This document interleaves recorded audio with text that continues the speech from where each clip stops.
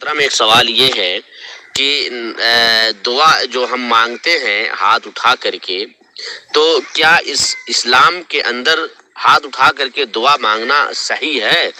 یا کیونکہ میں نے ایک مسجد میں نماز پڑھنے کے بعد جب میں دعا مانگ رہا تھا تو کچھ لوگوں نے کہا کہ ہاتھ اٹھا کر کے دعا مانگنا صحیح نہیں ہے، اور کچھ لوگ کہہ رہے تھے نہیں مانگ سکتے ہیں۔ تو اس کے بارے میں تھوڑا سا قرآن اور صحیح احادیث کی روشنی میں جواب دیں کہ کیا ہاتھ اٹھا کر کے دعا مانگنا کیا صحیح ہے یا نہیں صحیح ہے؟ تھوڑا اس بارے میں تفصیلی جوابات دے کر کے میری رہنمائی فرمائیں۔ جی السلام علیکم ورحمۃ اللہ وبرکاتہ۔ جی محترم جناب، آپ کا سوال کے مطابق ایک اور سوال جو شیخ ابن باز رحمہ اللہ سے پوچھا گیا تھا، کیا نمازی کے لیے جائز ہے کہ وہ فرض نماز میں ارکان ادا کرنے کے بعد دعا کرے؟ یعنی مثلا سجدے میں سبحان ربی الاعلیٰ کے بعد اسی طرح دعا کر سکتا ہے؟ اللہم اغفر لی ورحمنی۔ امید ہے کہ مستفید فرما کر شکریہ کا موقع عنایت کریں گے۔ مومن کے لیے جواب شیخ نے یہ دیا کہ مومن کے لیے اس بات کی اجازت ہے کہ وہ نماز خواہ فرض ہو یا نفل، دعا کے مقام پر دعا مانگنے، اور نماز میں دعا کا مقام سجدہ ہے۔ دونوں سجدوں کے درمیان تشہد اور نبی کریم صلی اللہ علیہ وسلم کی ذات گرامی پر درود بھیجنے کے بعد اور سلام سے قبل نماز کے آخری حصے میں دعا کی جا سکتی ہے۔ حدیث سے ثابت ہے کہ نبی کریم صلی اللہ علیہ وسلم نے دونوں سجدوں کے درمیان مغفرت کے لیے دعا فرمایا کرتے تھے، اور اس مقام پر آپ یہ دعا پڑھا کرتے تھے: اللہم اغفر لی ورحمنی واہدنی واجبرنی وارزقنی وارفعنی وعافنی۔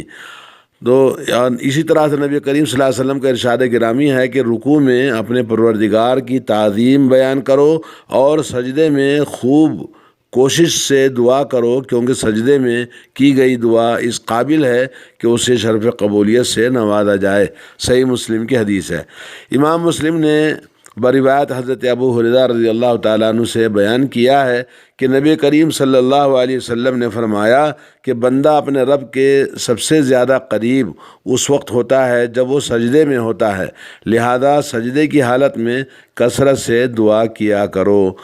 اور صحیح بخاری اور مسلم میں یہ حدیث ہے، حضرت عبداللہ بن مسعود سے روایت ہے رضی اللہ عنہ، نبی کریم صلی اللہ علیہ وسلم نے جب انہیں تشہد سکھایا تو فرمایا کہ اس کے بعد آدمی جو چاہے اللہ سے دعا کرے۔ ایک اور روایت میں الفاظ یہ ہیں: اس کے بعد جو دعا اسے سب سے زیادہ پسند ہو اسے منتخب کر کے دعا کر لیا کریں۔ اس موضوع کی اور بھی بہت سی احادیث ہیں جو اس بات پر دلالت کرتی ہیں کہ نماز کے ان مقامات میں دعا کرنا جائز ہے۔ مسلمان ان مقامات پر جو چاہے دعا مانگ سکتا ہے، خواہ اس کا تعلق آخرت سے ہو یا دنیاوی مسائل سے، بشرطے کہ گناہ یا قطع رحمی صلہ رحمی کے توڑنے کی دعا نہ ہو۔ اور افضل یہ ہے کہ ان دعاؤں کو کثرت کے ساتھ مانگا جائے جو نبی کریم صلی اللہ علیہ وسلم سے ثابت ہیں۔ یہ تھا جواب شیخ کا۔ اس کے بعد ایک اور حدیث آپ کو سناتا ہوں۔ حضرت ابوبکر صدیق رضی اللہ تعالیٰ عنہ نے رسول اللہ صلی اللہ علیہ وسلم سے پوچھا کہ یا رسول اللہ، مجھے کوئی دعا سکھائیے جو میں نماز کے اندر اللہ سے مانگوں۔ تو رسول اللہ صلی اللہ علیہ وسلم نے فرمایا کہ تشہد میں اس دعا کو پڑھا کرو: اللہم انی ظلمت نفسی ظلما کثیرا لا یغفر الذنوب الا انت فاغفر لی مغفرۃ من عندک وارحمنی انک انت الغفور الرحیم۔ تو آپ کو یہ بتانا تھا کہ نماز کے اندر دعائیں مانگنی چاہیے۔ لوگ نماز کے اندر تو دعائیں یاد کرتے نہیں ہیں، مانگتے نہیں ہیں، اور نماز کے بعد ہاتھ اٹھا کے جو دعا مانگتے ہیں، یہ طریقہ نبی علیہ السلام کا نہیں ہے۔ آئیے اس سلسلے میں ایک جواب آپ کو سناتا ہوں۔ کیا نبی کریم صلی اللہ علیہ وسلم سے فرض نمازوں کے بعد ہاتھ اٹھا کر دعا مانگنا ثابت ہے؟ تو اس سلسلے میں سوال شیخ ابن باز رحمہ اللہ سے پوچھا گیا: کیا رسول اللہ صلی اللہ علیہ وسلم سے فرض نمازوں کے بعد ہاتھ اٹھا کر دعا مانگنا ثابت ہے؟ مجھے کچھ لوگوں نے بتایا کہ آپ فرض نمازوں کے بعد ہاتھ اٹھا کر دعا نہیں مانگا کرتے تھے۔ جواب شیخ نے یہ دیا کہ نبی کریم صلی اللہ علیہ وسلم سے فرض نمازوں کے بعد ہاتھ اٹھا کر دعا مانگنا ثابت نہیں ہے۔ ہمارے علم کی حد تک حضرات صحابہ اکرام رضوان اللہ علیہم اجمعین میں سے بھی کسی سے ایسا ثابت نہیں ہے۔ جو لوگ فرض نمازوں کے بعد ہاتھ اٹھا کر دعا مانگتے ہیں تو یہ بدعت ہے جس کا کوئی ثبوت نہیں ہے۔ اور نبی کریم صلی اللہ علیہ وسلم نے فرمایا کہ جس نے کوئی ایسا عمل کیا جس پر ہمارا یعنی عمل نہ ہو، ہمارا امر نہ ہو یا ہمارے دلیل نہ ہو تو وہ عمل مردود ہے۔ صحیح مسلم۔ اسی طرح سے نبی کریم صلی اللہ علیہ وسلم نے یہ بھی ارشاد فرمایا جس نے ہمارے اس دین میں کوئی ایسا نیا کام ایجاد کرے، نیا عمل کا ایجاد کرے جو اس میں نہ ہو تو وہ مردود ہے۔ تو آدمی کو معلوم ہونا چاہیے کہ نبی کریم صلی اللہ علیہ وسلم اور صحابہ کرام فرض نمازوں کے بعد میں یا سنت نمازوں کے بعد میں ہاتھ اٹھا کے دعا مانگنا ثابت نہیں ہے۔ ایک اور سوال ہے شیخ ابن باز رحمہ اللہ سے کہ جن احادیث میں نماز کے آخر میں ذکر اور دعا کی ترغیب آئی ہے وہاں دبر کا لفظ استعمال ہوا ہے۔ سوال یہ ہے کہ دبر سے کیا مراد ہے؟ کیا سلام پھیرنے سے پہلے نماز کے آخری حصہ یا سلام پھیرنے کے بعد دعا کرنا؟ دبر کا جواب شیخ نے یہ دیا کہ دبر کا اطلاق کبھی سلام کے پہلے نماز کے آخری حصے پر اور کبھی سلام پھیرنے کے فوراً بعد پر ہوتا ہے، جیسا کہ صحیح حدیثوں میں وارد ہے، مگر اکثر حدیثیں جو دعا کے تعلق سے وارد ہیں ان میں دبر سے مراد سلام کے پہلے نماز کے آخری حصہ ہے۔ مثلا عبداللہ بن مسعود رضی اللہ تعالیٰ عنہ کی حدیث جس میں نبی کریم صلی اللہ علیہ وسلم نے انہیں دعائے تشہد سکھلاتے ہوئے فرمایا پھر وہ اپنی پسند کی کوئی دعا اختیار کرے اور مانگے۔ ایک اور حدیث میں یوں ہے کہ پھر وہ جو مانگنا چاہے تو مانگے، متفق علیہ۔ اسی طرح معاذ بن جبل رضی اللہ تعالیٰ عنہ کی حدیث بھی جس میں نبی کریم صلی اللہ علیہ وسلم نے ان سے فرمایا اے معاذ تم ہر نماز کے آخر میں یہ دعا پڑھنا نہ بھولو، اللہم اعنی علی ذکرک و شکرک و حسن عبادتک۔ یہ دعا اسی طرح حضرت سعد بن ابی وقاص رضی اللہ تعالیٰ عنہ کی حدیث جس میں بیان کرتے ہیں کہ نبی کریم صلی اللہ علیہ وسلم ہر نماز کے آخر میں یہ دعا پڑھتے تھے، اللہم انی اعوذ بک من البخل واعوذ بک من الجبن واعوذ بک من ان ارد الی ارذل العمر واعوذ بک من فتنۃ الدنیا ومن عذاب القبر۔ رہے اس موقع پر وارد اذکار تو صحیح حدیثوں سے ثابت ہے کہ یہ سلام پھیرنے کے بعد پڑھے جائیں اور یہ اذکار درج ذیل ہیں۔ ہاتھ اٹھا کے دعا مانگنا غلط ہے بلکہ ذکر کرنا چاہیے۔ کیا اذکار کرنا ہے؟ استغفر اللہ استغفر اللہ استغفر اللہ، اللہم انت السلام ومنک السلام تبارکت یا ذا الجلال والاکرام۔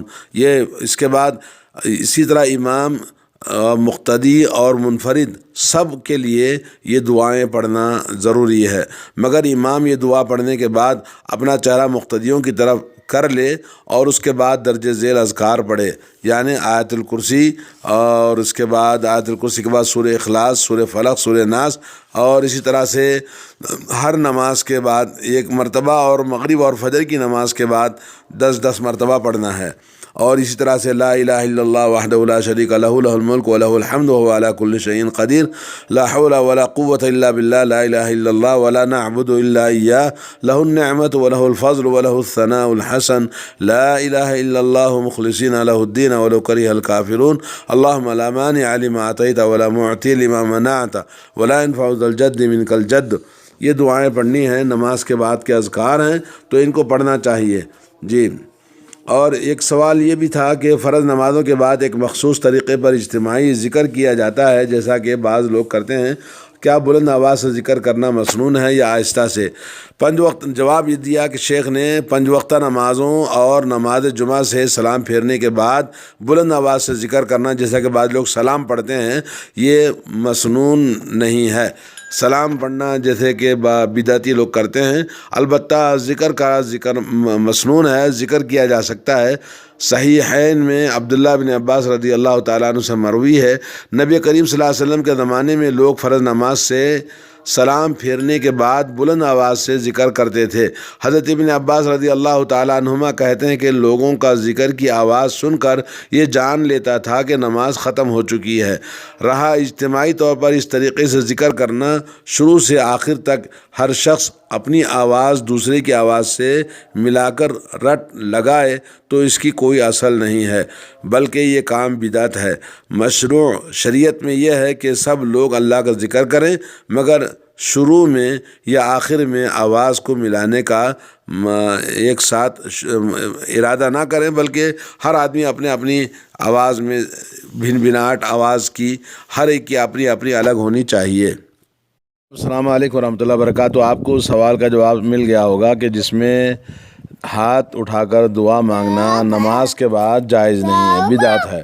البتہ یہ کہ دعا ہاتھ اٹھا کر مانگنا فضیلت والی جگہ ہے، اور جن فضیلت والی جگہوں میں نبی کریم صلی اللہ علیہ وسلم نے ہاتھ اٹھا کے دعا مانگی ہے، جیسا کہ عمرے پر آپ نے صفا مروہ کی پہاڑی پر دعا ہاتھ اٹھا کے آپ نے مانگی ہے، اسی طرح بارش کے نازل ہوتے وقت میں، اسی طرح سے نبی کریم صلی اللہ علیہ وسلم جمرات کے مقامات پر، جمرۃ الاولیٰ، جمرۃ الثانیہ میں، عرفات کے میدان میں، اور ان مقامات میں جہاں نبی کریم صلی اللہ علیہ وسلم نے ہاتھ اٹھا کے دعا مانگی ہے تو وہاں ہاتھ اٹھا کے دعا مانگنا افضل ہے۔ اور جن مقامات پر رسول اللہ صلی اللہ علیہ وسلم سے ہاتھ اٹھا کر دعا مانگنا ثابت نہیں ہے، وہاں آپ ہاتھ اٹھا کے نہیں مانگ سکتے۔ نماز کے بعد نبی علیہ السلام نے اذکار پڑھے ہیں تو انہی اذکار کو کثرت کے ساتھ پڑھنا چاہیے، اہتمام کے ساتھ میں۔ ہاتھ اٹھا کے دعا مانگنے کی ایک عام سی بدعت لوگوں میں مشہور ہو گئی ہے، لیکن یہ کہ دعا ہاتھ اٹھا کے مانگنا فضیلت والی دعا ہے، جیسا کہ حضرت سلمان فارسی رضی اللہ تعالیٰ عنہ کی حدیث ہے، ان ربکم تبارک و تعالی حی کریم یستحی من عبدہ اذا رفع یدیہ ان یردہما صفرا، کہ اللہ کے رسول صلی اللہ علیہ وسلم فرماتے ہیں کہ بے شک تمہارا پروردگار تبارک و تعالی بہت ہی شرمیلا اور بہت ہی عزت دار ہے، اور وہ بندے سے شرم آتا ہے جب بندہ اپنے دونوں ہاتھوں کو اٹھاتا ہے کہ اس کے دونوں ہاتھوں کو اٹھانے کے بعد اس کی دعا کے قبول کیے بغیر اس کے ہاتھوں کو خالی واپس لوٹائیں، اللہ تعالیٰ کو شرم آتی ہے۔ اور یہ حدیث سنن ابو داؤد میں اور ترمذی کے اندر موجود ہے، ابن ماجہ میں، اور تمام دوسری کتابوں کے اندر امام بغوی نے شرح السنہ میں لکھا ہے، شیخ البانی نے اس کو صحیح قرار دیا ہے۔ تو بہرحال اس دعا کو مانگنے کے لیے ہاتھ اٹھا کے دعا مانگنا، جس میں دعا کی قبولیت کا زیادہ اللہ رب العالمین نے شرف بخشا ہے، جیسے اذان اور اقامت کے بیچ میں اللہ کے نبی نے فرمایا لا يرد الدعاء بین الاذان والاقامہ، اذان اور اقامت کے بیچ میں دعا رد نہیں ہوتی ہے۔ اسی طرح سے رسول اللہ صلی اللہ علیہ وسلم نے فجر سے پہلے دعا مانگنے کی فضیلت بتائی ہے۔ اللہ تعالیٰ آسمان دنیا پر آتا ہے اور فضیلت دعا کے مانگنے کی ہے، تو اس لیے آدمی کو چاہیے کہ ہم ہاتھ اٹھا کے اللہ سے دعا مانگیں ان اوقات میں جن میں نبی علیہ السلام سے مانگنا دعا کے کرنے کا حکم ملا ہے، یا کہ آپ نے ہاتھ اٹھا کے دعا مانگی ہے، تو وہ زیادہ بہتر ہے کہ ہم دعا ہاتھ اٹھا کے مانگیں۔ باقی جو چیز آپ نے جو سوال کیا ہے کہ فرض نماز کے بعد یا سنتوں کے بعد میں جو لوگ مانگتے ہیں، کبھی مانگ لیا تو کوئی حرج نہیں ہے، لیکن ہمیشہ نہیں کرنا چاہیے، کیونکہ ہمیشگی نبی علیہ السلام سے ثابت نہیں ہے اور بدعت ہے۔ اور اسی طرح سے چہرے پر ہاتھ پھیرنے کی بھی صحیح حدیث نبی علیہ السلام سے ثابت نہیں ہے، اور جو احادیث آئی ہیں وہ حدیث ضعیف ہے چہرے پر ہاتھ پھیرنے کے سلسلے میں۔ تو آدمی نماز کے بعد دعا مانگنے کے بعد ایسے ہی ہاتھ چھوڑ دینا چاہیے۔ جب آپ ہاتھ اٹھا کے دعا مانگتے ہیں تو چہرے پر ہاتھ نہیں پھیرنا چاہیے۔ بہرحال اللہ تبارک و تعالی ہم تمام کو سنت کی صحیح سمجھ عطا فرمائے اور سنت کے مطابق عمل کی توفیق عطا فرمائے۔ وصلی اللہ علی نبینا محمد وعلی آلہ وصحبہ اجمعین۔